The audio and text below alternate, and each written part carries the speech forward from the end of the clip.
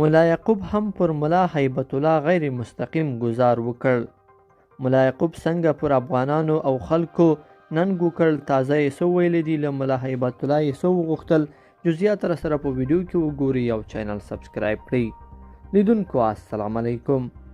د طالبانو د مشرانو ترمنځ د خپلمنځي اختلافونو له اوازو سره هممهاله نن د دوی دفاع وزیر ملا محمد یعقوب مجاهد له طالب مشرانو وغوښتل چې د ملت مشروع غوښتنو ته غاړه کیږدي. نوموړي له افغانستانه د پخواني شوروي ځواکونو د وتو د 34مې کلیزې په یاد غونډه کې وویل چې په دې ډول باید د نورو غمیزو مخه ونیول شي.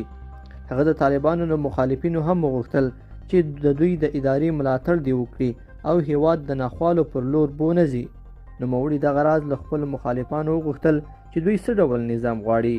ملا یعقوب دا هم وویل چې که د دوی په اداره کې ستونزې وي باید په ګډه د اصلاح لپاره کار وشي.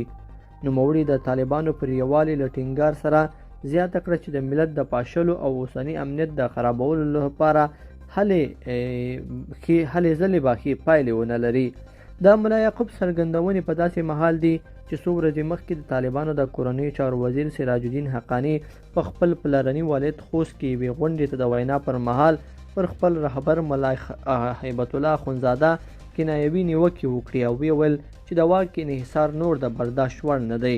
ملا یعقوب له دې پرته چې د سراج الدین حقانی او هیبت الله اخندزاده په تقابل کې د خپلې خوښې لوري وښیي، له طالب مشرانو وغوښتل چې د تکبر پر ځای باید یو بل ته لاسونه ورکړي او د پردو د اهدافو قرباني نشي. پراني غونډه کې د طالبانو د قانون او پټرولیم وزیر مولوي شهاب الدین دلاور هم په کنایوي ډول له طالب مشرانو وغوښتل چې د ملت غوښتنو ته غاړه کیږدي. لیدونکو په دې هیله چې دا مطلب به مو در پیل لیدلی وي. که مو ویډیو خوښه شوې ویډیو لایک کړئ او چینل سبسکرایب کړئ. تر بیا ښه وخت.